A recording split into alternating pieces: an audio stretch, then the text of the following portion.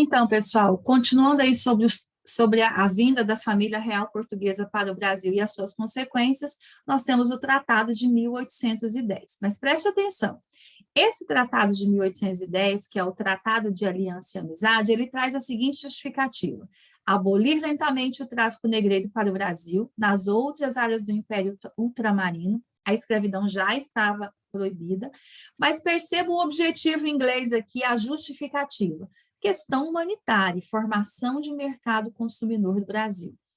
Qual é o conflito que eu tenho aqui? Né? A contradição, essa questão humanitária aqui, ó. Será que é realmente uma questão humanitária? Ou será que o interesse existe uma segunda intenção? Vale lembrar que escravo não é mercado consumidor, porém, escravo livre, trabalhador, assalariado, ele se torna, né, um consumidor em potencial.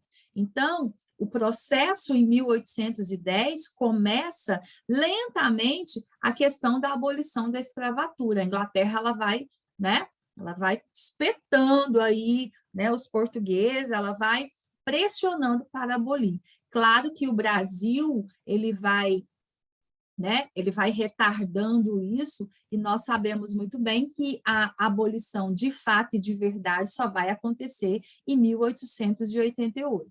Outra coisa que a gente vê aí, que a consequência desse tratado de aliança e amizade é um prejuízo, né, para o português com relação ao tráfico negreiro, porque essa pressão faz com que o tráfico negreiro, que era um comércio muito lucrativo, comece a ter prejuízos, até porque a Inglaterra, proibindo o tráfico negreiro, ela inclusive vai abordar esses navios no Oceano Atlântico que vinham da África com os negros e vai acabar prendendo esses navios aí, o que acabava se tornando um prejuízo. Mas o Brasil vai retardando isso aí, vão criando leis paliativas, especialmente no segundo reinado, para só depois abolir de verdade o escravo. Outro processo aqui, na nossa outra tela, nós vamos ver aí uma outra consequência, né, relacionada à vinda da família real portuguesa, que é a elevação do Brasil a Reino Unido de Portugal, Brasil e Algarves. Em 1815, o Brasil é elevado a essa categoria de Reino Unido, tá? Com capital no Rio de Janeiro. O que acontece? Em 1815 foi feito o Congresso de Viena, e o Congresso de Viena adotou um princípio de legitimidade. Com a queda de Napoleão Bonaparte, o Congresso de Viena, então, ele decide devolver as nações, as terras, né, antes dominadas por Bonaparte, aos seus legítimos donos, tá? Então, ela adota o princípio da legitimidade. Eu só vou devolver o território para o legítimo herdeiro. Mas o Congresso de Viena não reconhecia Dom João VI como nem o Brasil enquanto uma sede, né, enquanto um reino português. Para Dom João voltar a reinar Portugal, ele deveria estar em Portugal. Qual que é a estratégia aqui? Para participar do Congresso de Viena e permanecer como príncipe regente português, levar o Brasil oficialmente a Reino Unido. Né? Então, eu tiro aquela nomenclatura do Brasil de colônia e declaro em 1815 e oficializo que o Brasil agora é Reino Unido de Portugal. Que o Brasil agora é um reino português, o que oficialmente traz, né, a emancipação política brasileira. Então, você vai perceber que uma das grandes consequências da vinda da família real para o Brasil é essa emancipação política no Brasil. Só assim Dom João consegue permanecer no Brasil, consegue, né, e continua príncipe regente, continua, né, esse imperador português, porém em terras brasileiras, que agora é sede portuguesa, que agora é Reino Unido. Durante o governo de Dom João, a gente tem aí a primeira insurreição, a primeira revolta, que é a revolta pernambucana de 1817, porque os pernambucanos vão ficar insatisfeitos com o governo de Dom João VI. Primeiro, porque ele impôs um governador para Pernambuco, claro, da sua confiança. Segundo, porque houve um aumento dos impostos, e isso gerou uma insatisfação de Pernambuco. Lembrando também que agora o centro do Brasil está na região sudeste. Vamos aí dizer que Pernambuco foi meio que esquecido desde a época da mineração. Se você lembra, na mineração, o centro econômico passou a ser Minas Gerais.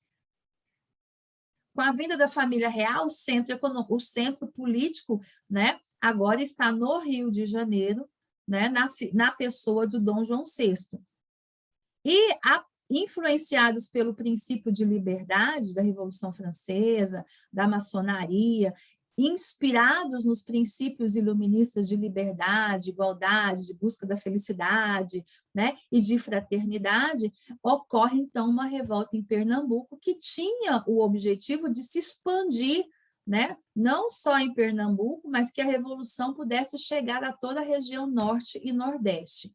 A principal medida que eles tiveram aí foi proclamar uma república pernambucana, extinguir os títulos de nobreza, e a gente percebe aí uma separação dessa região com relação a Portugal. Desfecho disso, Dom João envia milícias, né, e acaba derrotando a Revolução de Pernambuco, essa Revolução de 1817. Essas milícias aí é como se fossem mercenários aí, né? A mando do imperador para poder acabar com uma reivindicação, com uma manifestação. Lembrando que o princípio da revolução e da revolta começa com uma insatisfação, aquilo que desagrada a elite pernambucana e que acaba gerando um movimento revolucionário, certo?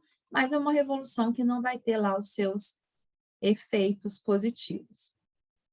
E a gente vai terminando aí falando da Revolução Constitucional do Porto, que acontece em Portugal em 1820. Quais são as causas disso? Se você lembra, quando a família real vem para o Brasil, a Portugal ele vai ficar sob o comando da Inglaterra, né? Na figura de um aristocrata chamado Beresford. Então, Beresford ele vai ficar ali administrando Portugal. Vale lembrar que a Inglaterra está tanto em Portugal como está ganhando o seu comércio aqui no Brasil. Então, o que isso vai gerar? Vai gerar uma decadência econômica. Os comerciantes portugueses, a burguesia portuguesa, ela vai se ver prejudicada com a Inglaterra, com os produtos ingleses circulando, com o monopólio da Inglaterra sobre Portugal e sobre a própria política. Então, nós temos uma decadência na economia e na política portuguesa. Isso acaba gerando uma insatisfação, porque os ingleses tinham privilégios. E isso desagradava aos portugueses, e mais ainda desagradava pelo fato de que o Brasil agora não é mais colônia, o Brasil agora é Reino Unido.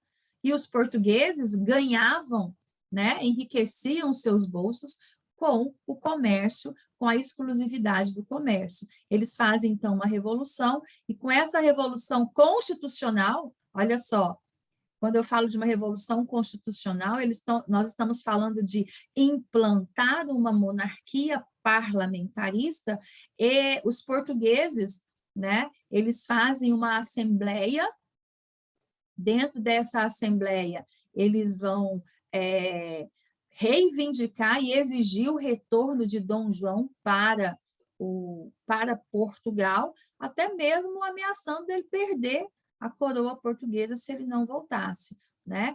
O intuito da Revolução é restaurar a soberania portuguesa que foi perdida desde a invasão napoleônica. O intuito da Revolução, diante dos problemas econômicos e políticos, é recolonizar o Brasil para garantir o privilégio colonial dos portugueses. Por fim a essa monarquia absolutista, criando uma monarquia parlamentar constitucional e exigindo imediatamente o retorno de Dom João, caso contrário, ele perderia o trono. Então, você percebe o conflito que nós temos aí. Claro que, diante dessa ameaça de perder o trono, Dom João VI junto com Carlota Joaquina, acabam retornando para Portugal em 1821. Só que ele deixa aqui o filho dele, o Dom Pedro, porque já existia rumores de independência no Brasil. Já existia rumores de que o Brasil queria sua independência de Portugal. Então, antes, ao invés de perder o Brasil para a elite portuguesa, que cortaria definitivamente os laços com Portugal, era melhor, então, que essa independência fosse feita com o filho. Entende? Com o filho, porque aí o que vai acontecer aqui? Os laços seriam mantidos. Então, ele regressa, ele deixa Pedro no Brasil, ele volta e leva todo o tesouro do Banco do Brasil, nós vamos ter aí a falência do Banco do Brasil. Chegando em Portugal, ele é obrigado a jurar a Constituição em 1821. Portugal se torna, então, uma monarquia constitucional, uma monarquia parlamentarista, né?